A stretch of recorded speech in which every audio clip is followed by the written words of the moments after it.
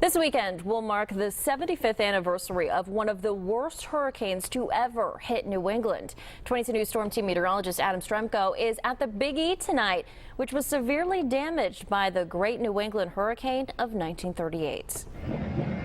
Well, the fairgrounds and many of the rides here at the Big E were pretty much destroyed by the hurricane 75 years ago. It's called the Hurricane of 1938 because the Weather Bureau, as it was known back then, hadn't yet started naming hurricanes. The hurricane developed in the eastern Atlantic and made a 12-day journey across the ocean and up the eastern seaboard before coming ashore on Long Island on September 21st. It then tracked up through Connecticut and right across western Massachusetts, bringing with it very heavy rains. 3 to 6 inches of rain fell from the hurricane here in western Massachusetts, but a storm system that had just passed through days earlier made for a combined total of 10 to 17 inches of rain.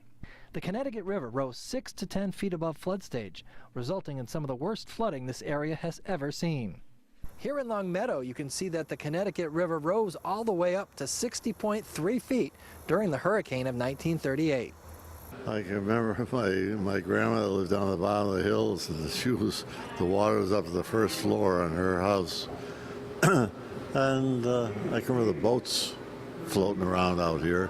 Well, at the time I was just 6 years old, and I remember my mother taking me downtown. We lived in Indian Orchard, and all the stores were flooded, and one particular store was Kitchener's department store, and the water was way up almost to the first floor. The hurricane of 1938 also caused major damage to the Big E, ripping up the fairgrounds and destroying rides. In all, 564 people were killed, more than 1,700 people were injured, and 8,900 homes and buildings were destroyed by the hurricane of 1938.